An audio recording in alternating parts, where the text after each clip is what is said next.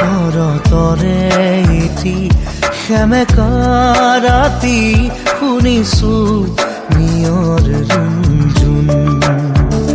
শৰতৰে এটি সেমেকা ৰাতি শুনিছো নিয়ৰ ৰুণজুণ। লিখিব খুজি থমকি হেৰাও বাৰে বাৰে কবিতা প্ৰেম। শৰতৰে এটি সেমেকা ৰাতি শুনিছো নিয়ৰ ৰুণজুণ।